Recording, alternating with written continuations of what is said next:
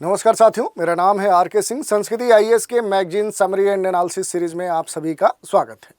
इस सीरीज के अंतर्गत आज हम बात करने वाले हैं जिस मैगजीन की, वो मैगजीन है डाउन टू अर्थ। और इस मैगजीन में प्रकाशित जो भी महत्वपूर्ण आर्टिकल्स हैं उन पर हम एक एक करके चर्चा करेंगे।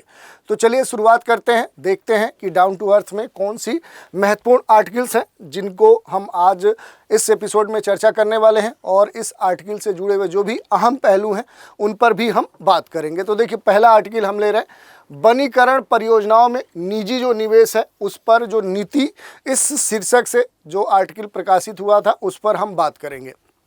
खास तौर पे अपने देश का जो मध्य प्रदेश राज्य है, वन विभाग ने कार्बन क्रेडिट, आप सभी जानते होंगे, काफ़ी चर्चा में रहा है, तो बेसिक जानकारी आप जानते होंगे, इतना हम मानकर चल रहे हैं। तो कार्बन क्रेडिट के विनिमय के लिए, उसके साथ ही वनीकरण जो परियोजनाएं हैं उनमें निजी निवेश पर एक मसौदा जो नीति है वो क्या किया है, वो बनाया है। ये जो मसौदा नीति है ये किससे जुड़ती है, तो ये जुड़ती है खास तौर पे कार्बन क्रेडिट के संदर्भ में, और इसमें राज्य की लगभग 3.7 मिलियन जो हेक्टेयर बंजर वन भूमि है उनको निजी निधि की मदद से अब बहाल करने का एक तरह से देखें तो प्रस्ताव रखा गया है। ओवरऑल इस मीनिंग का, इस न्यूज़ का यही मीनिंग है कि अब जो वन क्षेत्र है उसको बढ़ाने पर अब जोर दिया जा रहा है। ये मध्य प्रदेश सरकार के द्वारा किया गया प्रयास है। अब इससे जुड़ी हुई जो नीति है, जो पॉलिसीज़ है, उस पर हम बात करेंगे कि नीति का ढांचा क्या है। इसके बारे में अगर संक्षिप्त जानकारी लें तो CSR, CER और गैर सरकारी जो निधियां हैं उनके द्वारा वन बहाली के शीर्षक के तहत ये जो मसौदा नीति है वनीकरण, इसके प्रयासों में अब निजी जो प्रतियोगी हैं उनको भी भागीदारी करने की अब मौका मिलेगा। और मध्य प्रदेश की जो प्रदेश है वहाँ पर कुल 9.5 मिलियन हेक्टेयर जो वन है, इन वनों में से लगभग 3.7 मिलियन हेक्टेयर जो क्षेत्र है, बंजर वन भूमि है, उसके अंतर्गत अब खास तौर पे ये चिन्हित किया गया है। और इसके लिए खास तौर पे कई सारे देखें तो नीति के पहलू इसमें शामिल किए गए हैं, जैसे वनीकरण लागत को भागीदारी जो मानदंड है उसे शामिल किया गया है। कार्बन क्रेडिट की बात कही जा रही है कि समझौते की समयावधि के दौरान निवेशकों को कार्बन क्रेडिट का अधिकार भी प्राप्त होगा। इनमें से 10% जो हिस्सा है वो संयुक्त वन प्रबंधन जो समिति है उसको जाएगा।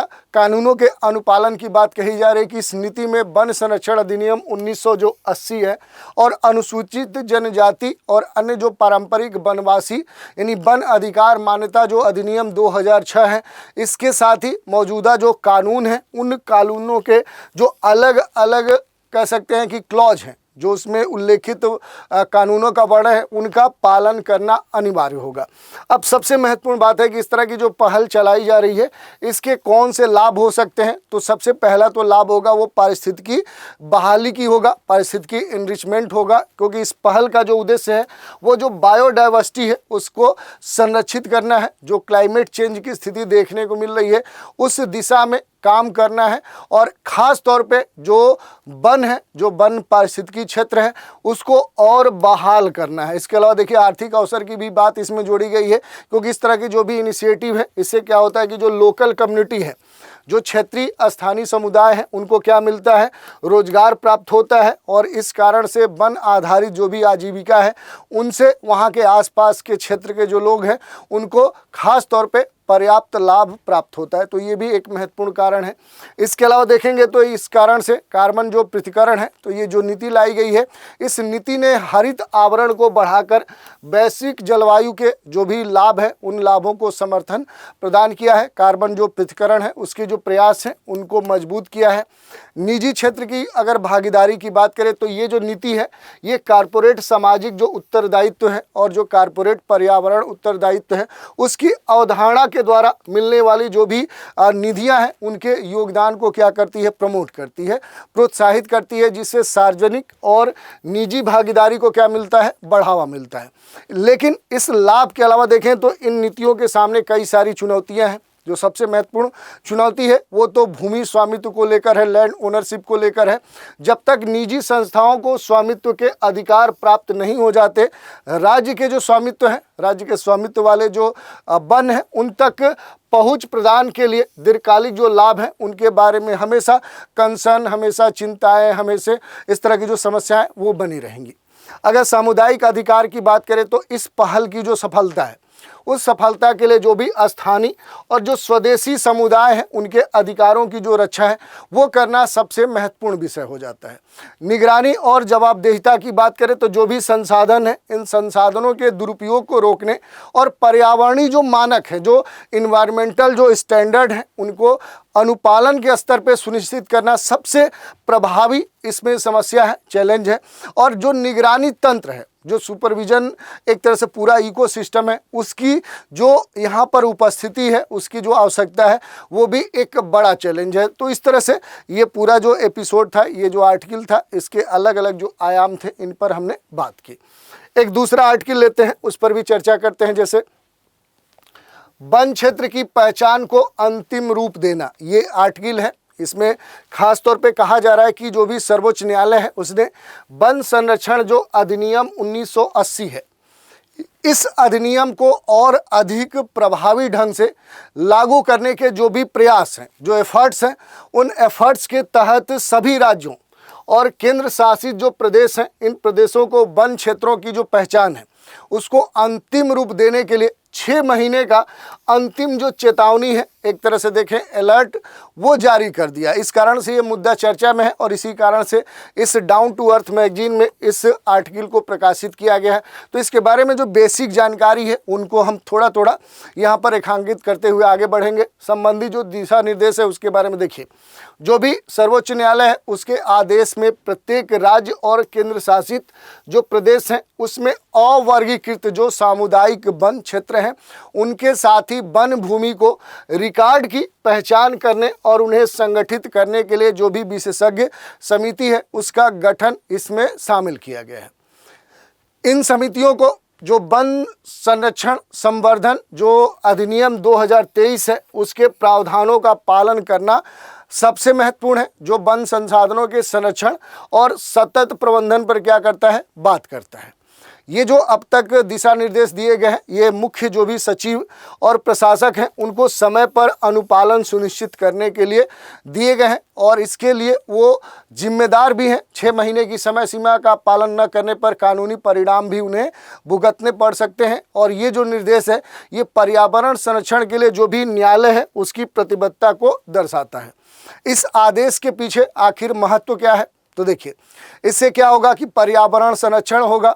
कैसे होगा, तो वन भूमि के जो भी अभिलेख हैं उनको अगर समेकित अवैध जो अतिक्रमण है उनको रोकने और ये सुनिश्चित करने के लिए महत्वपूर्ण हो जाता है कि प्रतिपूरक जो वन है उनके बिना किसी भी वन या वन भूमि और गैर वनी उद्देश्यों के लिए उपयोग ना किया जाए। तो इस तरह से क्या है कि इसके द्वारा पर्यावरण का संरक्षण होगा। भूमि उपयोग में अब क्लियरिटी होगी। जो भी समग्र अभिलेखी जो वन होगा उस वन भूमि के स्वामित्व और उसके उपयोग से संबंधित जो भी डिस्प्यूट है उनको सुलझाने में भी मदद मिलेगी। साथ ही जो भी ट्रांसपेरेंसी की समस्या थी, जो एक तरह से कह सकते अकाउंटेबिलिटी की समस्या थी, जवाबदेहिता की समस्या थी, तो पारदर्शिता और जवाबदेहिता की जो समस्या थी उसका भी समाधान हो सकता है। संरक्षण कानूनों के साथ ये संरेखित हो सकता है कि जो भी कह सकते हैं कि कंजर्वेशन के लिए जो लॉ है उनके अनुरूप ये हो सकता है। जैसे वन संरक्षण अधिनियम 1980 के संशोधनों के साथ ये रेखांकित होगा। सतत विकास के जो सिद्धांत हैं उनको ये और प्रमोट करेगा। लेकिन इन सभी बातों के साथ इसके सामने कई सारी चुनौतियां हैं। जैसे डाटा की विसंगति देखने को मिल रही है। जो आंकड़े हैं, अलग अलग रिपोर्ट्स, अलग अलग जो संस्थान हैं उनके आंकड़ों में एक समानता नहीं है। ये एक सबसे बड़ी चुनौती है। हितधारकों के बीच में समन्वय नहीं है। अलग अलग जो काम करने के लिए इसके लिए असाइंड लोग हैं, असाइंड जो संस्थान हैं उनके बीच में आप देखेंगे तो एक तरह से देखें तो इंटीग्रेशन नहीं है।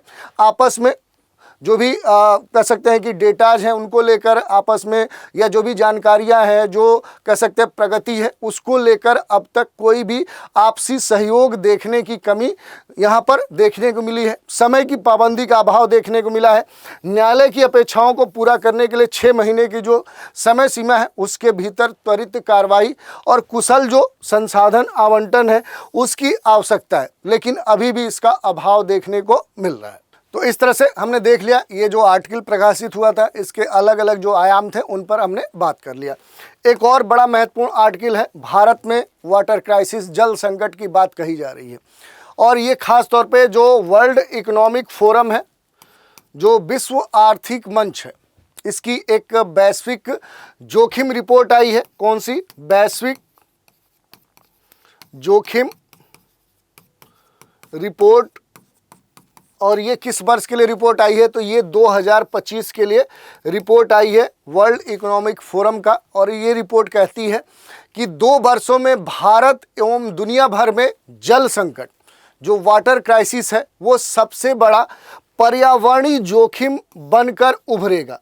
यानी भारत में देखें तो लगभग 2 वर्षों के बाद भारत और दुनिया भर के कई सारे जो क्षेत्र हैं वहाँ पर जो वाटर क्राइसिस है ये एक बड़ा मुद्दा बनकर उभरेगा, और इसी कारण से ये जो आर्टिकल है ये चर्चा में है। जल संकट के बारे में यहाँ पर बताया गया कि किसी भी देश को प्रति व्यक्ति जो वार्षिक मीठे पानी, जो फ्रेश वाटर है, उसकी जो उपलब्धता है वो 1700 क्यूबिक मीटर से कम होने की स्थिति में उस देश को जल संकट ग्रस्त देश घोषित किया जाता है या इस श्रेणी में रखा जाता है। विश्व आर्थिक मंच ने जल संकट के बारे में जो रिपोर्ट जारी की, जिसमें 27 जो देश हैं उनमें जल की जो कमी है उस कमी के शीर्षक में 5 जोखिम में से एक बताया गया है, और विदित है कि ये जो संख्या है वर्ष 2024 में केवल 7 थी। तो 2024 से 2025 बढ़ने में ही जो देशों की संख्या बढ़ गई, जहां पर जल की जो मात्रा है वो कम हो गई है, वो कितनी बढ़ गई? वो 20 बढ़ गई। यानी कि 7 से सीधे ये कहाँ पहुँच गए? 27 पहुँच गए। तो ये एक बड़ा ही कहें तो सोचने वाली बात है। Bharat, Mexico, Morocco, Tunisia, Uzbekistan जैसे जो देश हैं, यहाँ संकट जो है वो अति गंभीर देखने को मिला है।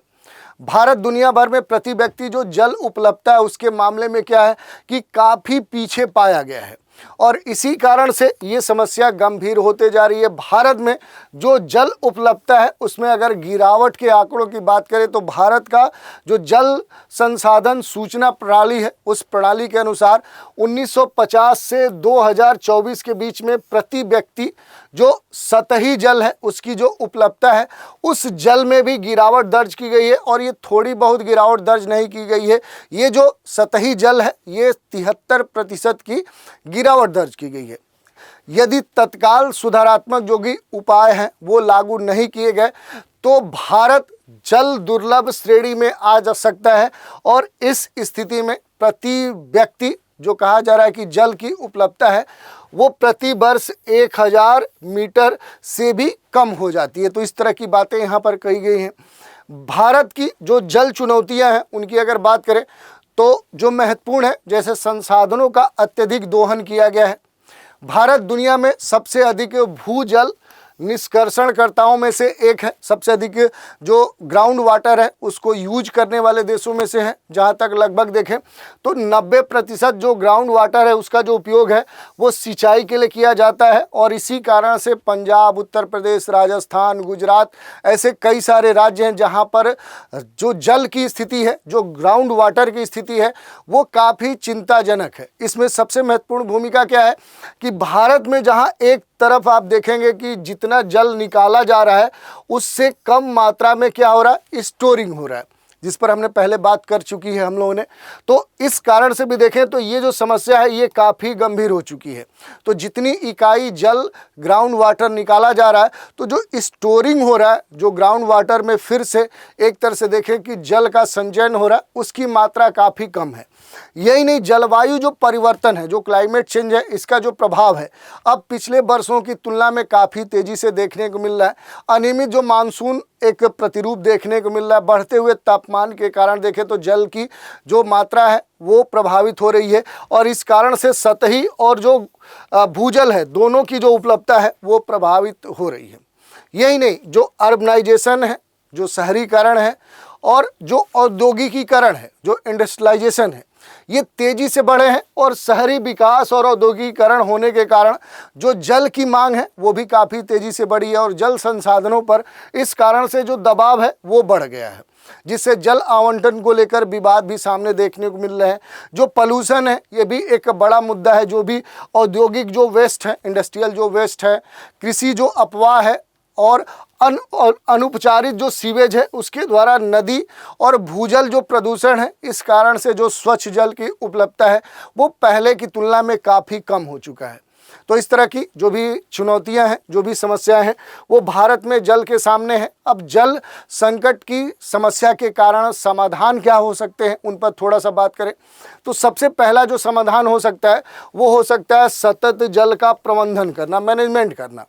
वर्षा जल संचयन के द्वारा कुशल सिंचाई तकनीक का इस्तेमाल करके अपशिष्ट जल जो रिसाइकलिंग है, ऐसे जो लेटेस्ट तकनीकी पद्धतियां हैं, जो प्रथाएं हैं, इनको अपनाने से जो जल संसाधन है उनको संरक्षित करने में मदद मिल सकती है। जो भी नीतिगत हस्तक्षेप है उनको लागू किया जा सकता है, बुनियादी जो ढांचे हैं उनका विकास किया जा सकता है, जन जागरूकता के स्तर पर सबसे महत्वपूर्ण पहल की जा सकती है।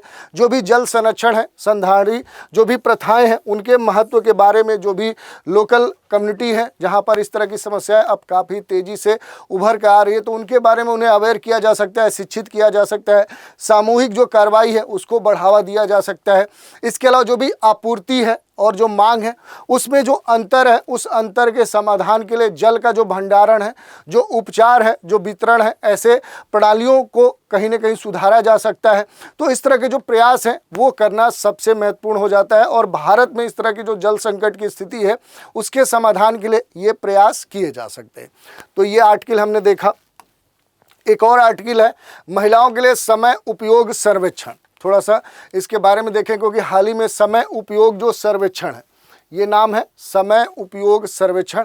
इसमें इस सर्वे में ये पाया गया है कि पुरुषों की तुलना में किससे तुलना की जा रही है, एक तरफ मेल और दूसरे तरफ फीमेल। तो ये पुरुषों की तुलना में जो महिलाएं हैं अवैतनिक जो घरेलू कार्य हैं वो देखभाल पर अधिक समय व्यतीत करती हैं। तो इस कारण से ये कहा जा रहा है कि जो महिलाएं हैं ये पुरुषों की तुलना में अवैतनिक घरेलू कार्यों और देखभाल पर अधिक समय देती हैं, यानी बिना पारिश्रमिक के इनका जो समय है वो पुरुषों की तुलना में अधिक जाता है।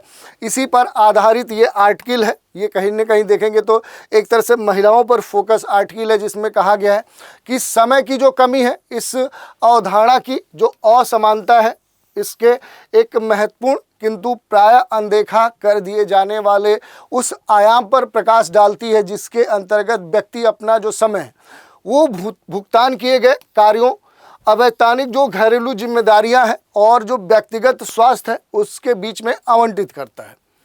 भारत में महिलाओं के बारे में कहा गया कि भारत में महिलाओं के लिए समय की जो कमी है वो एक कठोर वास्तविकता है और इसके लिए कहा गया कि राष्ट्रीय जो सांख्यिकी कार्यालय है, जो NSO है, उसके समय उपयोग सर्वेक्षण में प्रस्तुत कुछ बातें की गई हैं। जैसे ये जो कमी है वो उस कमी के बारे में कहा गया कि ये कमी लैंगिक असमानता को अस्थायी तौर पर दर्शाती है और इससे औपचारिक जो अर्थव्यवस्था है उस अर्थव्यवस्था में जो महिलाओं की पार्टनरशिप है और उनके जो जीवन की समग्र गुणवत्ता है वो भी क्या हो रही है, सीमित हो रही है।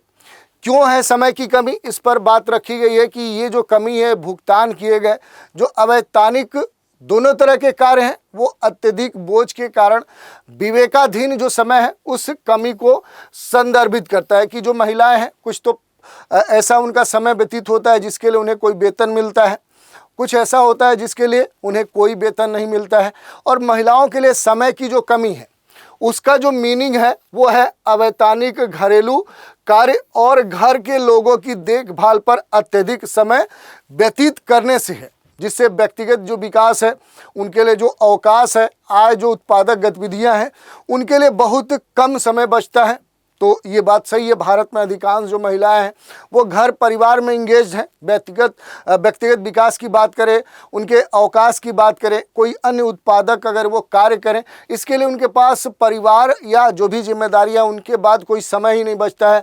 और इस असंतुलन के कारण जो लैंगिक समानता है, जो जेंडर इक्वलिटी है, आर्थिक जो विकास है, उस पर अब दूरगामी प्रभाव दिख रहा है।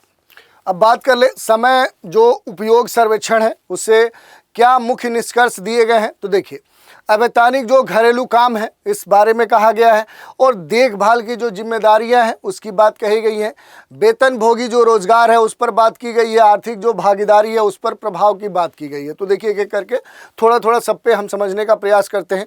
ये कहा जा रहा है कि अवैतनिक जो घरेलू काम है, जैसे महिलाएं अपने समय का लगभग 80% से अधिक जो समय है वो घर के सदस्यों के लिए बिना किसी वेतन के कार्यों पर व्यय करती हैं, जबकि जो पुरुष हैं, पुरुषों के लिए ये जो समय है केवल 27% है। तो ये एक बड़ा अंतर देखने को मिल रहा है। और इस समय में वो खाना, सफाई या घर के जो कार्य हैं वो करती हैं। देखभाल की जिम्मेदारियों की बात करें तो महिलाएं अपने समय का लगभग 34% जो समय है वो परिवार के सदस्यों की बिना वेतन की देखभाल में व्यतीत करती हैं, जो पुरुषों द्वारा व्यय किए गए केवल 18% समय से काफ़ी अधिक माना जाता है। अगर वेतनभोगी रोजगार की बात करें तो महिलाओं का केवल 20% से थोड़ा सा अधिक जो समय है ये रोजगार और संबंधित जो गतिविधियां हैं उन पर व्यय होता है, जबकि पुरुषों के लिए ये जो समय है ये 60% से अधिक है। और इससे महिलाओं के लिए जो पारिश्रमिक वाले जो काम है उसमें संलग्न होने की जो अवसर है वो सीमित हो जाता है, जानकारियाँ सीमित हो जाती हैं। आर्थिक भागीदारी पर हम बात करें तो इस सर्वेक्षण में इस बात पर भी खास तौर पे फोकस किया गया है कि समय की कमी महिलाओं को औपचारिक जो अर्थव्यवस्था है उससे बाहर कर देता है, आय असमानता को बढ़ाता है और उनकी जो वित्तीय स्वतंत्रता है उसको भी लिमिटेड कर देता है, सीमित कर देता है। तो इस तरह के कई सारे जो प्रभाव हैं वो इस रिपोर्ट में दर्शाए गए हैं। समय की जो कमी है, आखिर इसका सिग्निफिकेंस क्या है, निहितार्थ क्या है, इसके बारे में भी यहाँ पर बात कही गई है। आर्थिक लागत, क्योंकि महिलाओं के संदर्भ में कहा गया कि महिलाओं के लिए जो समय की कमी है ये संभावित रूप से जो आय की उत्पादकता है उसके क्षति के रूप में देखा जा रहा है। और वर्ष 2015 का एक स्टडी है, इस स्टडी ने ये अनुमान लगाया है कि इससे विकासशील जो देश हैं उन देशों में महिलाओं और अर्थव्यवस्था को लगभग 9 ट्रिलियन जो डॉलर है उसका नुकसान हो रहा है। यही नहीं, जो लैंगिक असमानता है, जो जेंडर इनइक्वलिटी है, उसकी बात कही जा रही है कि अवैतनिक जो कार्य है उसका असमान जो वितरण है ये पारंपरिक लैंगिक जो भी भूमिकाएं हैं उनको मजबूत करता है और महिलाओं की जो शिक्षा है, जो रोजगार है, जो नेतृत्व है, इसके जो भी अवसर हैं उन तक पहुंच को सीमित करता है, उनकी पहुंच को कह सकते हैं कम करता है। और अगर हेल्थ और वेलफेयर की बात करें तो अपने निजी समय की जो कमी है ये महिलाओं के मानसिक और शारीरिक जो स्वास्थ्य है उनको प्रभावित करता है। इससे क्या होता है कि उनमें तनाव, एंजाइटी, जो ईर्ष्या है या इस तरह के जो मानसिक तनाव है उनकी स्थिति देखने को मिलती है। तो ये एक आर्टिकल हमने देखा। इसके अलावा देखिए, समय की कमी के मुद्दे का समाधान कैसे किया जा सकता है, तो ये भी बात कही जा रही है। जिम्मेदारियों का पुनर्वितरण किया जा सकता है, पुरुषों को घरेलू जो दायित्व है वो देखभाल जो जिम्मेदारियां हैं वो साझा करने की बात कही गई है, जिससे महिलाओं पर बोझ कम हो सके। नीतिगत जो हस्तक्षेप है उसकी बात कही गई है। संवैधानिक जो पारिवारिक अवकाश है, पेड फैमिली जो लीव है, किफ़ायती जो बाल देखभाल है, लचीला जो कार्य व्यवस्था है, ऐसी नीतियों को लागू किया जा सकता है और महिलाओं को कार्य और पारिवारिक जीवन के बीच में जो एक बैलेंस है वो बनाने में सहायता मिल सकती है। तो ये बात कही जा रही है कि घर के परिवार के जो कार्य हैं उनमें अब महिलाओं और पुरुषों की जो सहभागिता है वो फिर से एक बार रीडिफाइंड होनी चाहिए। जन जागरूकता की बात कही जा रही है कि पारंपरिक जो लिंग मानदंड हैं उनको चुनौती देने और साझा जो जिम्मेदारियां हैं उनको बढ़ावा देने, इसके साथ ही जो भी अभियान है उन्हें दीर्घकालिक बदलाव के लिए आवश्यक अब माने जा रहे हैं और डाटा संचालित जो समाधान है उस पर खास तौर पे बल दिया जा रहा है। नियमित समय उपयोग सर्वेक्षण से लैंगिक असमानताओं के बारे में मूल्यवान जानकारी प्राप्त हो सकती है और जो भी लक्षित हस्तक्षेप है उनकी जो जानकारी है वो भी मिल सकती है। तो ये बातें यहाँ पर कही गई हैं।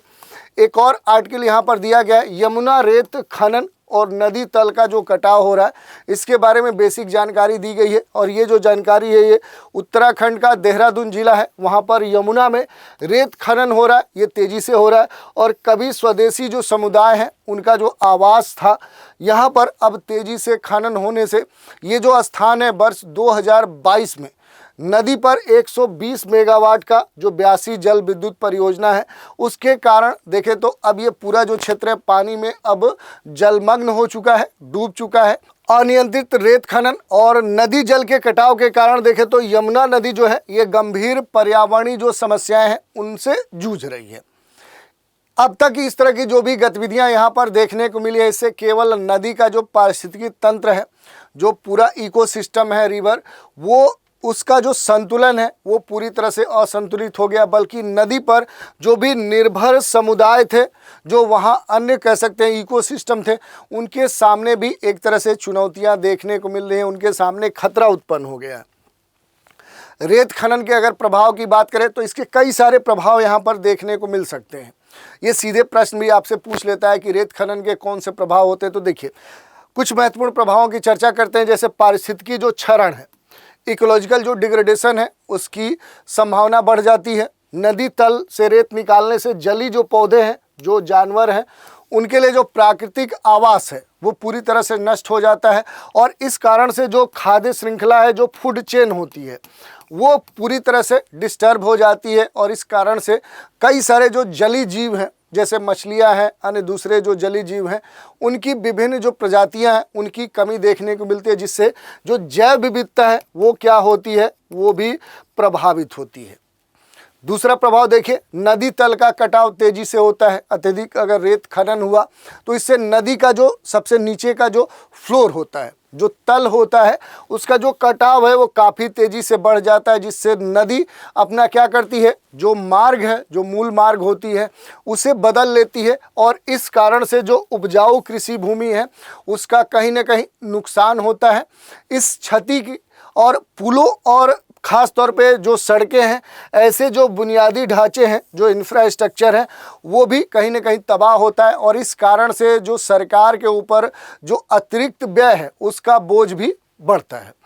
पानी की अगर गुणवत्ता की बात करें तो देखिए, रेत खनन से नदी के पानी का जो गंदलापन है वो बढ़ जाता है और इससे पानी की जो गुणवत्ता है वो खराब होती है। तलछट में वृद्धि से जो भी सिंचाई प्रणाली है वो भी अवरुद्ध हो सकती है और घरेलू और कृषि उपयोग में जो पानी का इस्तेमाल हो रहा था उसकी जो आपूर्ति है, जो सप्लाई है, वो भी बाधित होती है।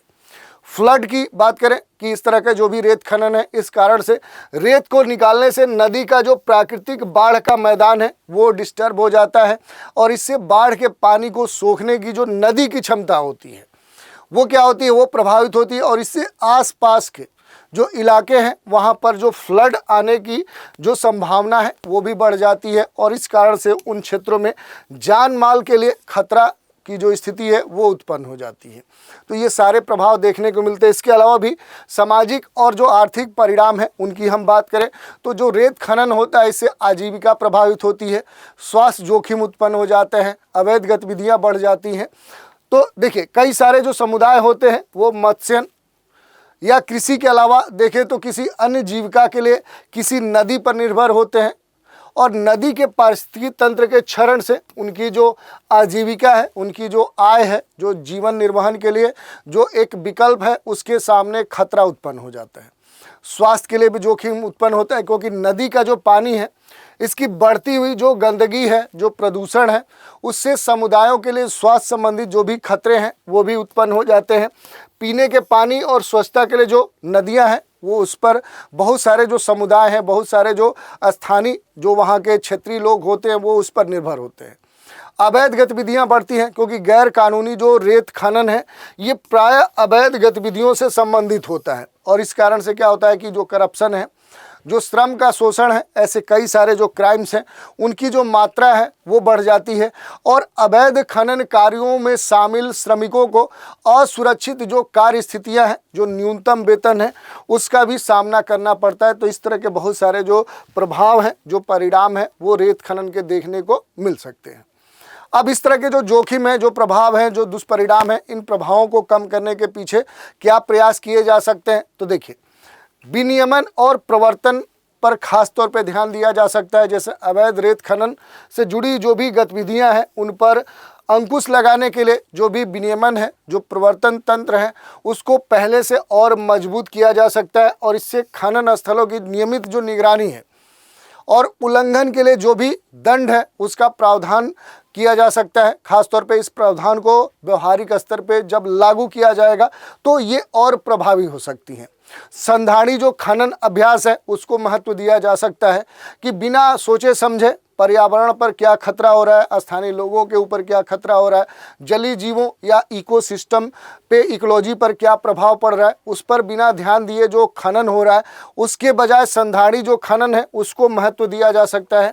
और इस खनन से खास तौर पे जो भी पर्यावरणीय जो प्रभाव है वो जो कम से कम हो, इस बात का खास ध्यान देते हुए यहाँ पर निकाली जा सकने वाली जो भी रेत है उसकी जो मात्रा है, उसकी जो सीमा है वो तय की जा सकती है और ये सुनिश्चित करते हुए खनन जो गतिविधियाँ हैं वो नदी के प्राकृतिक जो प्रवाह हैं उनको बाधित किए बिना की जा सकती हैं। इसके अलावा देखिए, सामुदायिक जो सहभागिता है उसको बढ़ाया जा सकता है।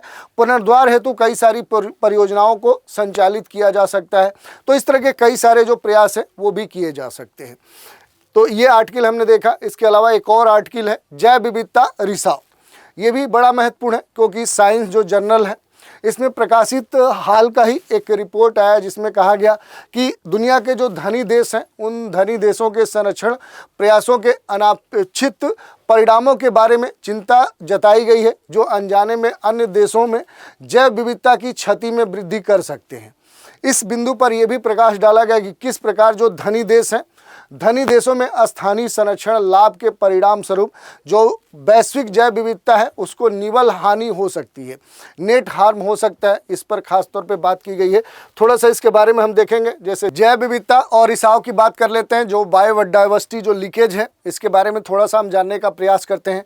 तो जो भी कंजर्वेशन से संबंधित जो भी पॉलिसी है, जो संरक्षण से जुड़ी हुई जो नीतियाँ हैं, जो व्यापार जो विनिमय है या फिर आर्थिक जो स्थानांतरण है, इन सभी के होने के कारण किसी भी एक क्षेत्र से दूसरे क्षेत्र में क्या होता है कि पर्यावरण का जो दबाव है वो अनअपेक्षित हस्तांतरण के रूप में क्या होता है, इंडिकेट होता है और यही कार्बन के रिसाव को क्या करता है, वहाँ पर परिलक्षित करता है।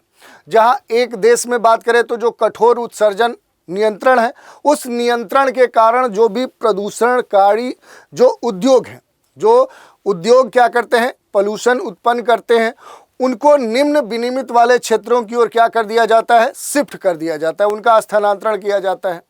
तो इस तरह के जो अध्ययन हैं उनके क्या निष्कर्ष निकले हैं उन पर थोड़ा सा बात करें तो इसमें ये कहा गया कि जो प्रजातियां हैं, जो स्पेसीज हैं, उनको बड़े स्तर पर नुकसान हो रहा है और इस स्टडी में पाया गया है कि अत्यधिक विकसित देशों के द्वारा किए जाने वाला जो उपभोग है ये दुनिया भर में सभी प्रजातियों के लिए लगभग 13.3% हानि का जिम्मेदार माना गया है। कुछ प्रमुख योगदानकर्ता हैं, कंट्रीब्यूटर्स हैं, जैसे अमेरिका है, जर्मनी है, जापान है, चीन है। ऐसे जो देश हैं ये अपने घरेलू प्रभावों की तुलना में 15 गुना अधिक जो बायोडाइवर्सिटी है उसको डैमेज करते हैं, उसका कारण बनते हैं। और इस अध्ययन में इस बात पर खास तौर पे फोकस किया गया है कि विश्लेषण किए गए जो भी 24 देश हैं उनमें से 18 देशों में जैव विविधता हानि पर घरेलू जो प्रभाव है उस प्रभावों की तुलना में अंतर्राष्ट्रीय जो प्रभाव है वो अधिक देखने को मिला है। इसके अलावा देखें तो जो जैव विविधता है, इस रिसाव के जो कारण हैं उन पर अगर हम थोड़ा सा बात करें तो कई सारे कारण हैं। जैसे हानिकारक जो भी एक्टिविटीज़ हैं उनका कहीं ना कहीं जो शिफ्टिंग है, जैसे लॉगिंग जो प्रतिबंध है, भूमि मत्स्य या भूमि संरक्षण या मत्स्य संबंधित जो भी प्रतिबंध है, ये प्रायः कम सुरक्षा वाले क्षेत्रों में क्या हो जाते हैं, शोषण की गतिविधियों को बढ़ावा देते हैं और ऐसा कई सारे देशों में आपको देखने को मिल सकता है। इसके अलावा देखें तो जो व्यापार है, जो आपूर्ति श्रृंखला है, उसमें भी बड़े स्तर पे बदलाव देखने को मिल रहे हैं, क्योंकि जब कोई देश अवैध रूप से काटी गई जो लकड़ी है या जो वन्य जीव उत्पाद हैं उन पर आयात पर जो भी प्रतिबंध है वो लगाता है, तो तब ऐसी जो आपूर्ति है, जो आपूर्ति करता है, वो गैर विनियमन वाले जो भी बाजार हैं उनकी तरफ क्या होता है, वो शिफ्ट होता है। तो इस तरह के भी बातें इसमें देखने को मिलती हैं। इसके अलावा जो नीतिगत अंतराल है, जो प्रशासनिक विफलताएं हैं, वो भी इसके पीछे कारण है। वैश्विक जो आर्थिक गतिशीलता है, जैसे पाम ऑयल है, सोया है, बीफ है, ऐसी जो वस्तुएं हैं, इनकी बढ़ती हुई जो मांग है वो प्राय भूमि उपयोग में क्या करती हैं, परिवर्तन लाती हैं। जो भी लैंड यूज पैटर्न है उसमें चेंज करती हैं। भले ही संरक्षण के जो प्रयास हैं उनका जो उद्देश्य है उन वनों की कटाई की रोकथाम हो, लेकिन इसके प्रभाव देखने को मिलते हैं। यही नहीं, इसमें अगर देखेंगे तो जैव विविधता रिसाव के कई सारे जो प्रभाव हैं वो भी देखने को मिलते हैं। जैसे पारिस्थितिकी तंत्र की जो भी सेवाएं हैं वो उनमें क्षति देखने को मिलती है। जैसे अगर बात करें तो जो भी संरक्षण रहित क्षेत्र हैं वहाँ पर जो भी इकोसिस्टम है उसका क्या होता है, क्षरण होता है। और इस क्षरण होने पर स्थानीय जो भी लोकल कम्युनिटी है उसका स्वच्छ जल और उपजाऊ जो भूमि है, जो वहाँ पर ख़ास तौर पे सबसे प्रमुख संसाधन होता है, ऐसे आवश्यक जो संसाधन हैं उनके संपर्क कहीं न कहीं कम होते हैं या फिर समाप्त हो जाते हैं। इसके अलावा अगर प्रभावों की बात करें तो लुप्त प्राय जो प्रजातियां हैं उनके लिए खतरा उत्पन्न करते हैं। कई सारी जो प्रजातियां हैं वो विभिन्न भूभागों में प्रवास करती हैं और आवास में इस क्षति से विस्थापन के कारण पहले से ही कम हो रही जो आबादी है उसको बड़े स्तर पर नुकसान पहुंचता है। यही नहीं, जैव विविधता वाले जो क्षेत्र हैं उन पर भी बड़े स्तर पर प्रभाव देखने को मिलता है। जैसे अमेरिका के उपभोग का सर्वाधिक जो प्रभाव है वो जो मध्य अमेरिका है उसके वन्य जीवों पर पड़ा है, और चीन और जापान की मांग के कारण देखें तो दक्षिण पूर्व एशिया के वर्षा वन जो क्षेत्र हैं उनकी जो प्रजातियां हैं वो काफ़ी प्रभावित हुई हैं, डैमेज हुई हैं। संरक्षण प्रयासों की कमी देखने को मिली है, तो इसकी जो वजह है, इससे संरक्षण जो नीतियां हैं उनकी जो विश्वसनीयता है, उनकी जो प्रभावशीलता है वो तेजी से कम हो रही है। और इस के परिणाम स्वरूप क्या हो रहा है कि वैश्विक जैव विविधता जो लक्ष्य है उनको प्राप्त करना कठिन हो जा रहा है। यही नहीं, सामाजिक और आर्थिक व्यवधान भी इनमें महत्वपूर्ण भूमिका निभा रहा है। विशेष तौर पर देखें तो विकासशील जो देश है, इन विकासशील देशों में संरक्षण के लिए किए जाने वाले जो भी विस्थापन है, जो पर्यावरणीय जो लक्ष्य हैं, उन लक्ष्यों और स्थानीय जो आजीविका है उनके बीच में जो संघर्ष है वो उत्पन्न कर सकता है। इसके अतिरिक्त देखेंगे तो अन्य कई सारे जो कारण हैं, उन कारणों में किसी भी स्थान पर, जैसे मत्स्य पर जो प्रतिबंध है वो लगाना, किसी स्थान पर अत्यधिक जो मत्स्यन है, वनों की जो कटाई है उस पर प्रतिबंध, तथा पाम ऑयल का जो विस्तार है, कार्बन जो ऑफसेट जो दुविधा है यानी विस्थापित वनों की जो कटाई है, ऐसे कई सारे जो प्रमुख घटक है वो इसमें शामिल है। अब बात करें कि जो जैव विविधता रिसाव है, इस रिसाव के लिए क्या किया जा सकता है प्रयास, तो देखिए एकीकृत जो भूमि उपयोग है उस योजना को लागू किया जा सकता है। मजबूत जो वैश्विक शासन है उसको यहाँ पर लागू किया जा सकता है। समावेशी जो भी संरक्षण की नीतियाँ हैं उनको लागू किया जा सकता है। आपूर्ति जो श्रृंखला है उसकी जवाबदेहिता को लागू किया जा सकता है। पारिस्थितिकी जो क्षतिपूर्ति है उस तंत्र को एक्टिव किया जा सकता है। तो ऐसे बहुत सारे जो प्रयास है वो किए जा सकते हैं।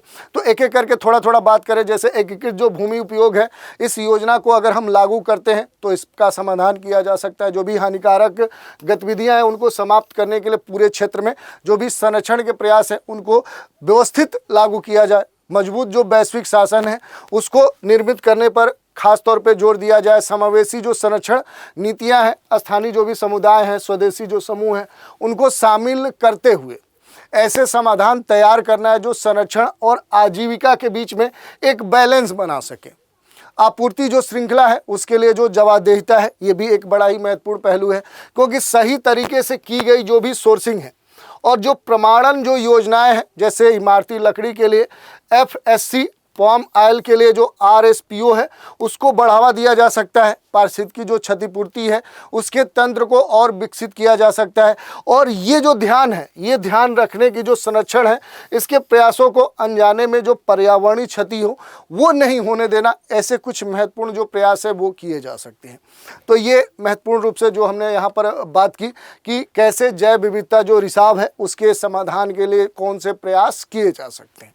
तो ये आर्टिकल था। इसके अलावा एक और आर्टिकल है अफ्रीकी शहरी जो ताप सम्मेलन है और जो हीट एक्शन है, इसके लिए जो प्लान है ये चर्चा में है, क्योंकि हाल ही में सिएरा लियोन की जो राजधानी है फ्रीटाउन ने पहले अफ्रीकी जो शहरी ताप शिखर सम्मेलन है, इसमें अफ्रीका की जो पहली ताप कार्य योजना है उसका उद्घाटन किया है। तो ये बेसिक जानकारी है, इसको अगर आप देखना चाहें तो देख सकते हैं। इसके जो भी महत्वपूर्ण जो की पॉइंट्स हैं वो यहाँ पर दिए गए हैं, जैसे अत्यधिक गर्मी के प्रभावों को कम करने के लिए जो भी सहयोगी समाधान है उनका तत्काल उन आवश्यकताओं को रेखांकित किया गया है। शहरी जो हीट आइलैंड है उसके प्रभाव से निपटने के लिए टिकाऊ जो शहरी योजना है, जो हरित बुनियादी ढांचे हैं उसके एकीकरण के महत्व पर जोर दिया गया है। जो भी यहाँ पर खास तौर पे शहरी हीट आइलैंड है, शहरीकरण है, ऐसी तेज गति और जलवायु परिवर्तन के द्वारा जो भी चुनौतियां हैं उनसे संबंधित बातों पर प्रकाश डाला गया है। और इसका जो विषय रखा गया है वो है अफ्रीकी शहरों को ताप प्रतिरोधी बनाना, नवाचार, शिक्षा और कार्यों के माध्यम से शहरी ताप से निपटना। तो ये बात कही गई है। इसमें कुछ महत्वपूर्ण जो की पॉइंट है उन पर हम बात कर लेते हैं। जैसे अफ्रीका के पहले जो हीट एक्शन प्लान है, इसके जो प्रमुख घटक हैं कौन कौन से हैं, तो शीतलन जो गलियारा है, जो हरित स्थान है, ये एक प्रमुख घटक है। इसके अलावा देखें तो बुनियादी ढांचे का जो अनुकूलन है उस पर खास तौर पे जोर दिया गया है। कमज़ोर जो समूह है उनके लिए सुरक्षात्मक जो उपाय हो सकते हैं उन पर फोकस किया गया है। सार्वजनिक जो जागरूकता है उससे जुड़े जो अभियान हैं उन पर बात की गई है। जैसे देखेंगे तो शीतलन गलियारा और हरित स्थान की बात का मीनिंग क्या है, तो यहाँ पर कहा गया कि गर्मी के जो प्रभाव हैं उन प्रभावों को कम करने के लिए, शहरी जीवन यापन में सुधार करने के लिए जो छाया युक्त क्षेत्र हैं, जो हरित बुनियादी ढांचे हैं, उनका निर्माण किया जाए। जैसे कह सकते हैं कि शहरों में एसी, फ्रीज या इस तरह के बहुत सारे जो इलेक्ट्रॉनिक इंस्ट्रूमेंट हैं उन कारण से बड़े स्तर पे जो कह सकते हैं कि एमिशन हो रहा है कार्बन का, उस कारण से गर्मी बढ़ती है। उसके अलावा जो मल्टी स्टोरेड बिल्डिंग होती हैं उन कारण से देखें तो जो गर्मी का प्रभाव वो तेज़ी से बढ़ता है। तो इन सब पर कहीं ना कहीं कंट्रोल करने के लिए जो शीतलन जो गलियारा है वो निर्मित किया जा सकता है। खास तौर पे छायायुक्त जो क्षेत्र हैं जहाँ पर लोग जाके बैठ सकें, अपना समय व्यतीत कर सकें, तो गर्मी का जो प्रभाव है वो कम किया जा सकता है। जो बुनियादी ढांचे हैं उनका अनुकूलन किया जा सकता है, क्योंकि बढ़ते तापमान का जो सामना है वो करने और गर्मी से संबंधित जो भी जोखिम है उनको कम करने के लिए जो भी शहरी बुनियादी ढांचे हैं उनको और क्या किया जा सकता है कि काफ़ी उन्नत किया जा सकता है। कमज़ोर जो समूह हैं उनके लिए सुरक्षात्मक उपाय किए जा सकते हैं, जैसे जो भी वीमेंस हैं, जो चाइल्ड्स हैं, जो बच्चे हैं, बुजुर्ग हैं, उनके स्वास्थ्य और देखभाल के लिए जो भी कल्याणकारी जो सुरक्षात्मक उपाय हैं उनसे संबंधित जो भी प्रोग्राम्स है, स्कीम्स है, वो चलाए जा सकते हैं। सार्वजनिक जो जागरूकता से जुड़े हुए जो अभियान है, अवेयरनेस जो प्रोग्राम्स हैं, उनको समुदायों को गर्मी से संबंधित जो भी जोखिम है उसके बारे में अवेयर किया जा सकता है, शिक्षित किया जा सकता है। अनुकूल जो व्यवहार है जो उसको बढ़ावा देने में उन्हें जोड़ा जा सकता है। तो इस तरह के बहुत सारे जो प्रयास है वो किए जा सकते हैं। तो इस तरह से आज हमने डाउन टू अर्थ मैगजीन में जो प्रकाशित अलग अलग जो आर्टिकल्स थे उन पर हमने डिटेल से चर्चा की। तो आज के एपिसोड में इतना ही। इस सीरीज के अगले एपिसोड में एक नए मैगजीन में प्रकाशित जो महत्वपूर्ण आर्टिकल्स हैं उन पर हम चर्चा करेंगे। तो आज के एपिसोड में इतना ही रखते हैं। आप सभी हमारे साथ बने रहें, इसके लिए धन्यवाद।